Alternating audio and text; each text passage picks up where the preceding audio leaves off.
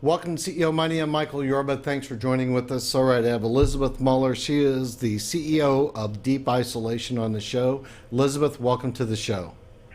Thank you so much, Michael. Really happy to be here. All right, Elizabeth, you have made huge milestone accomplishments since we last spoke on the show. Give our audience a overview of what Deep Isolation does, and then I want to get into the tremendous strides you've made since we last spoke. Yeah, so just very quickly, Deep Isolation does nuclear waste disposal. So this is a massive program. No government anywhere in the world has ever successfully disposed of spent nuclear fuel or high-level nuclear waste. It's been building up over the past 30 years, even longer in some cases. Most people have been kicking it down the road, saying someday we'll solve the problem. We're looking to solve that problem right now. What has happened with your company since we last spoke? You've got, I think you signed a new contract with Berkeley. Is that right?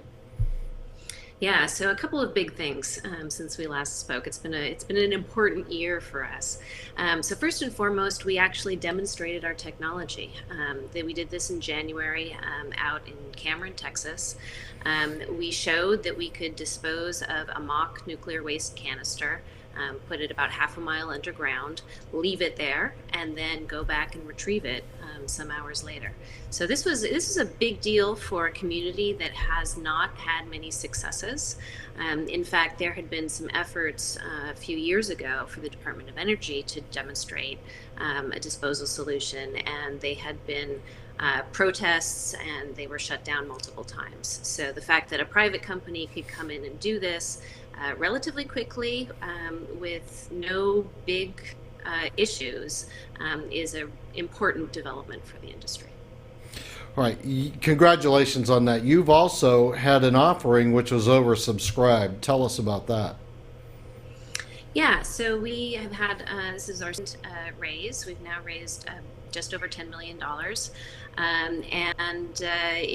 It was oversubscribed, so we took a little bit more than we'd intended to. I think initially we were only looking to raise $8 million, but we figured having that additional buffer in an industry like nuclear waste is a good thing.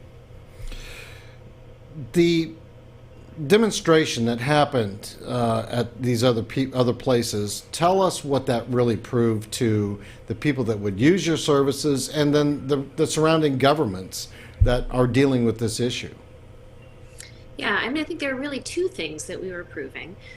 First, we were proving that the technology does work. It is mature. This is not a R&D project, as are some other projects for disposing of nuclear waste. We are using mature technology. We are using drilling technology.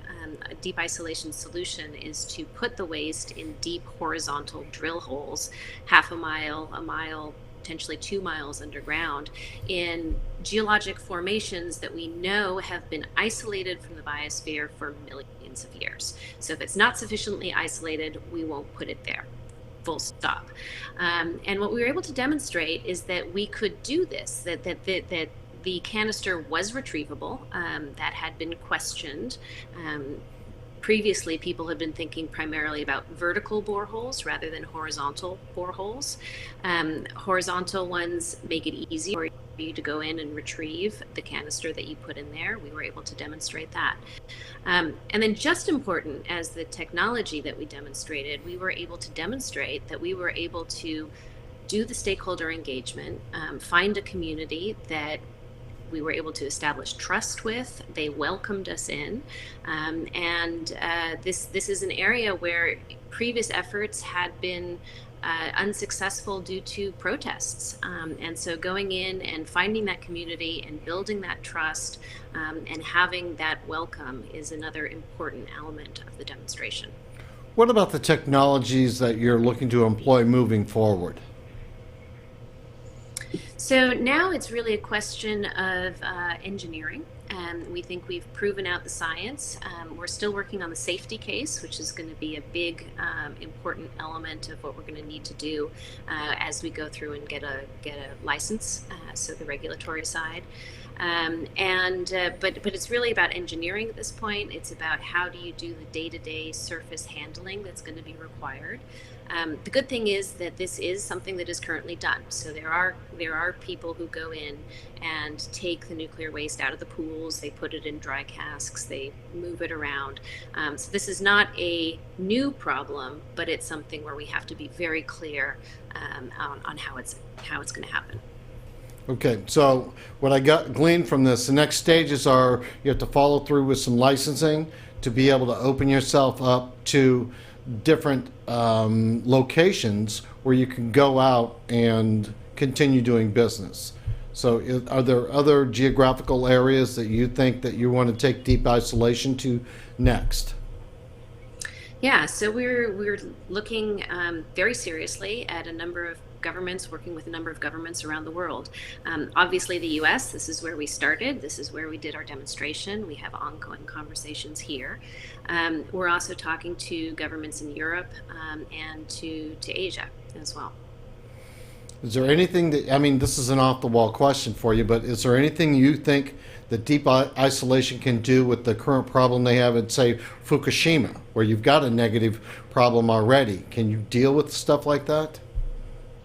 Yeah, so deep isolation is really aimed at high-level nuclear waste, which is exactly what part of the problem is at Fukushima. So Fukushima has all different types of waste, but we can certainly help with the high-level waste with the spent nuclear fuel at Fukushima or at other sites. Okay, got it. Is there anything else that you wanted to bring out to the public before we close on our interview today? Well, maybe I'll say a little bit more about the agreement with Bechtel, which is really exciting for us because Bechtel is deeply involved in nuclear waste cleanup efforts around the world. They have the capacity to do very large projects, to manage very large projects, and we're really thrilled to be able to partner with them with our new idea and their capacity. We're really excited about what we'll be able to do together. Congratulations on all the milestones that you've made. Now, don't hang up after I say goodbye to the audience. I've got a couple of introductions for you. Great. Thank you. Thank you so much, Michael. You're welcome.